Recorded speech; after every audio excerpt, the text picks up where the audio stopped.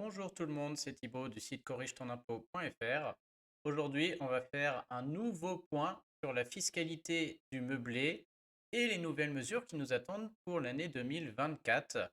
Puisque cette fois, on y est, on sait enfin à quelle sauce on va être mangé. Enfin, pas tout à fait, puisqu'on a appris que le gouvernement aurait fait une erreur en votant le texte de loi. Mais cette erreur est faite, et donc maintenant elle est dans la loi des finances qui a été votée, c'est dedans. Donc je vais essayer de vous expliquer ce qui a été voté, ce qui doit se passer, et on va voir que du coup, est-ce que ça s'applique pour 2023 aussi? Est-ce que ça s'applique sur 2024? Et comme il y a eu cette erreur et qu'on nous annonce que tout va être corrigé, on va voir si c'est vraiment possible et quels sont voilà, les moyens de se prémunir contre tout ça. Alors avant d'étudier le petit tableau récap là, que je vous ai mis sous les yeux, je vais bien vous expliquer de quoi il retourne pour que tout le monde comprenne bien ce qui change. On va commencer par une petite image. Hop, donc celui-là je le vire. Et avant toute chose, déjà, je vous rappelle qu'il y a un article complet, je vous le mets ici, que vous pouvez lire si la vidéo n'est pas assez claire. Et donc, comme je le mets au début de l'article, on a du mal à comprendre, puisque toutes les chaînes de télé, les articles nous parlent d'un changement sur les locations de tourisme, sur les locations de tourisme classées, dans des zones rurales, des zones hors rurales. Donc, on va voir tout ça, qui est vraiment concerné, et surtout, qu'est-ce qui se passe pour 2023 et pour 2024. Donc, avant de voir la réforme, déjà, qui est concerné? La première chose à savoir, hop, on va enlever ceci, on va mettre un premier schéma, voilà. La première chose à savoir, c'est que ça ne concerne que les gens qui louent un bien meublé. Ça va être toutes les locations meublées, ce qu'on appelle de courte durée. Quand on entend parler de tourisme ou de tourisme classé, c'est les gens qui font de la location meublée de courte durée. Ça veut dire que si vous louez un bien vide, vous n'êtes pas concerné. Si vous louez un bien meublé, mais que vous avez un bail qui est supérieur à 9 mois, un bail de 9 mois ou plus, vous gardez la même personne toute l'année ou pendant 9 mois chaque année, dans ce cas-là, la réforme ne vous concerne pas et rien ne changera par rapport au conseil habituel. Vous avez la fiscalité classique sur mon site, on l'a vu dans d'autres vidéos. Par contre, si vous louez sur des courtes durées, vous êtes concerné. Si vous faites du Airbnb, vous êtes concerné. Si vous faites du Airbnb dans votre résidence principale, vous êtes concerné. Toutes les locations de courte durée sont concernées par la nouvelle réforme. Donc on le voit sur le schéma là, voilà. Location de courte durée, il faut se poser des questions. La deuxième chose, c'est que si vous louez sur des courtes durées, au niveau fiscal, vos loyers sont imposés selon un des deux systèmes. Je ne reviens pas dessus, on l'a beaucoup vu dans la vidéo, mais vous avez soit un régime réel, ça veut dire que vous avez sûrement un expert comptable, et que sur vos loyers, vous enlevez les charges que vous payez, les travaux, les intérêts du prêt, et vous enlevez une partie de la valeur du bien, l'amortissement, etc. Ça s'appelle être au régime réel. C'est la partie d'ailleurs, la partie droite de mon tableau là où c'est marqué régime réel. Ce régime réel ne change pas, même sur des locations de courte durée. Ce régime réel n'est pas concerné. Et donc, si vous êtes dedans, il n'y a pas de problème, vous pouvez arrêter la vidéo. La réforme ne vous concerne pas.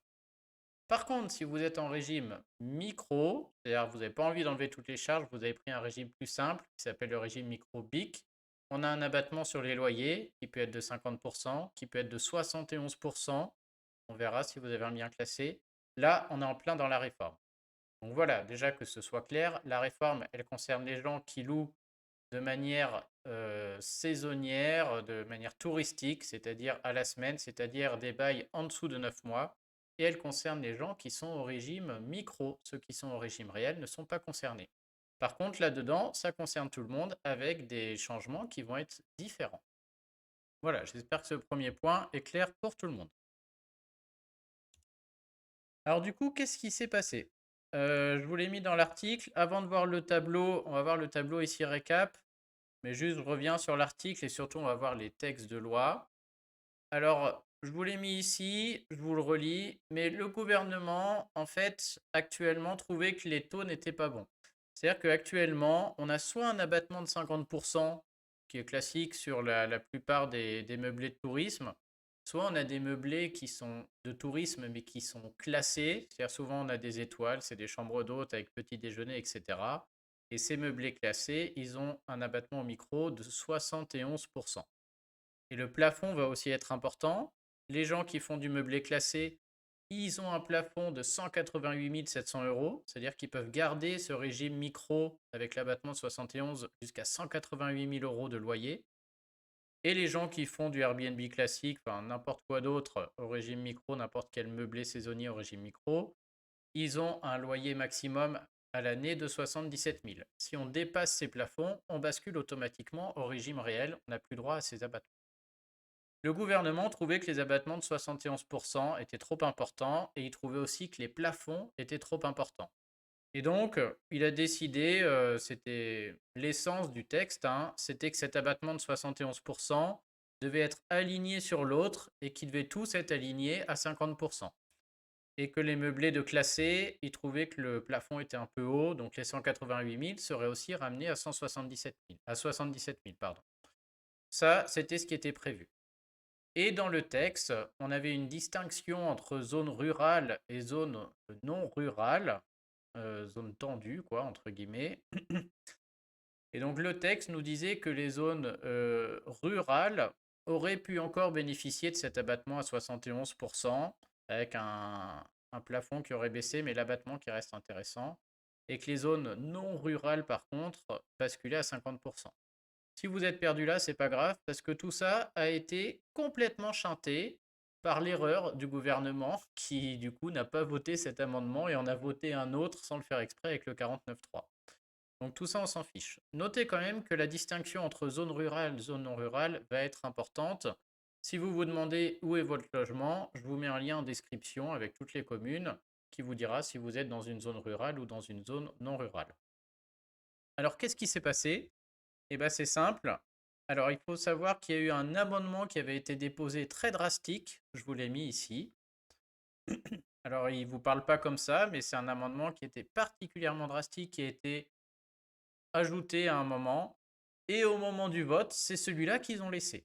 Et cet amendement modifie l'article, ici on voit 50O du Code général des impôts. Et si vous allez voir l'article 50O du Code général des impôts, bah, vous verrez que c'est l'article qui légifère tout ce qu'on vient de dire, hein. Vous voyez, on voit ici le plafond de 188 700.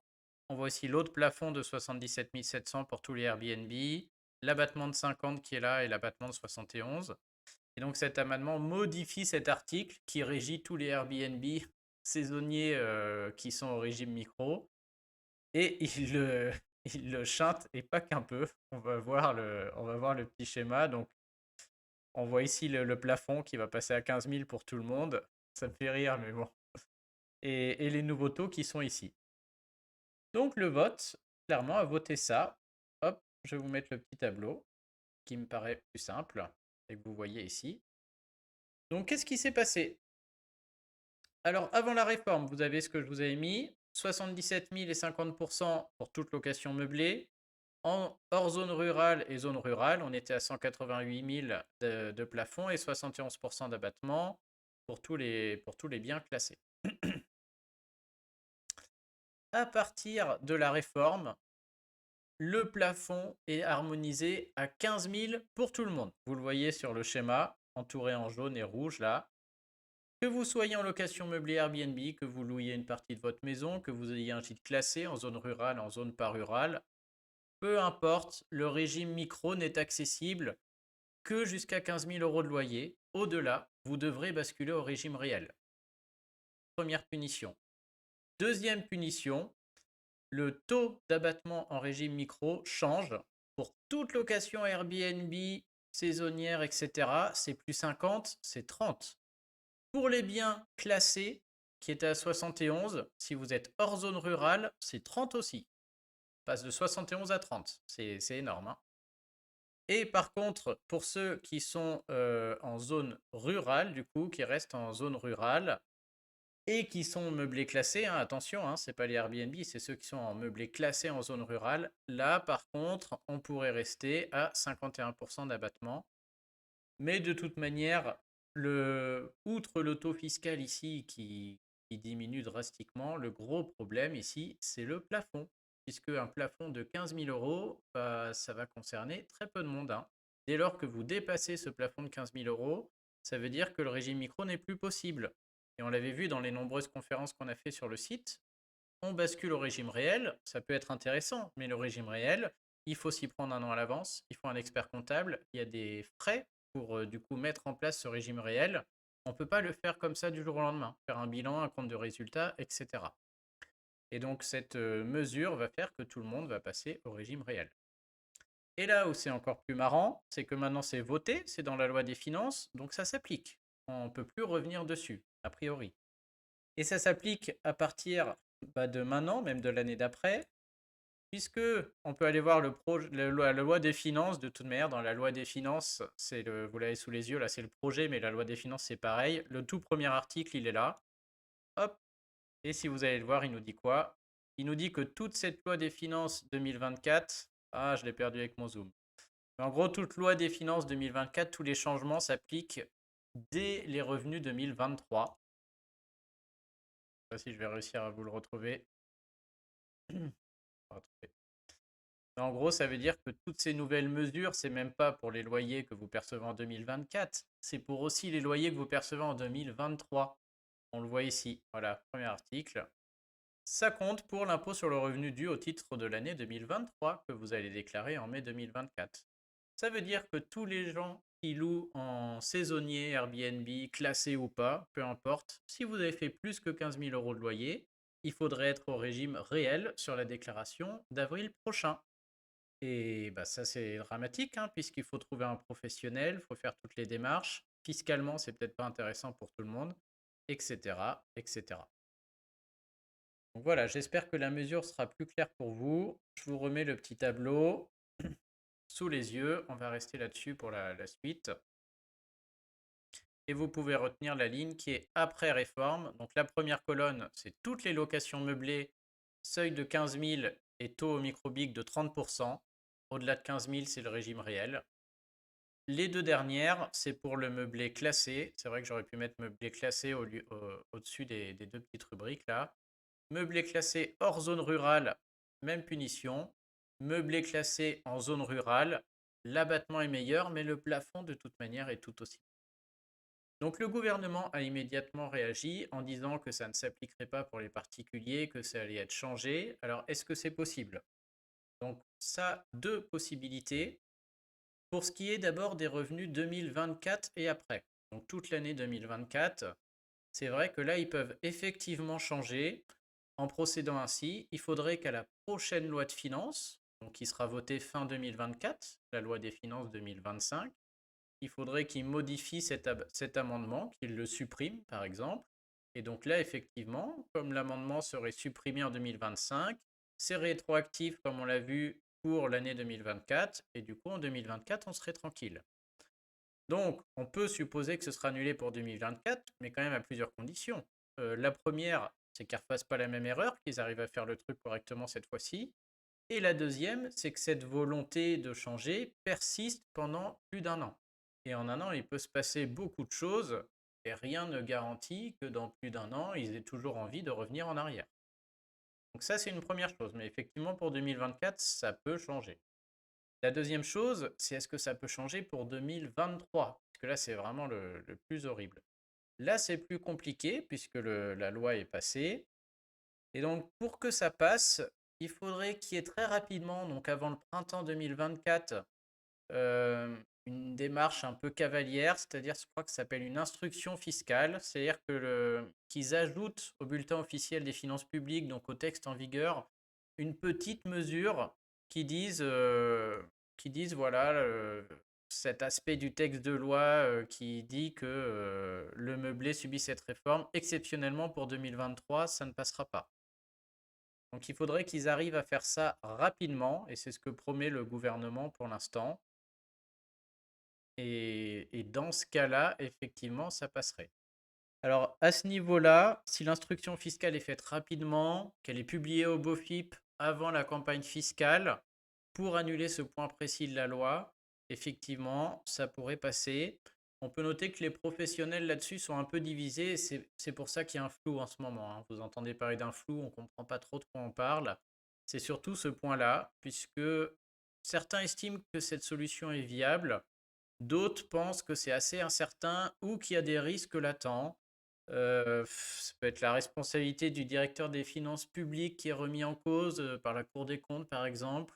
Là, on peut sûrement imaginer d'autres choses qui viendraient à annuler ceci. Donc voilà, j'espère que, en tout cas, cette nouveauté est plus claire pour vous. Je vous la refais hein, pour que ce soit clair pour tout le monde.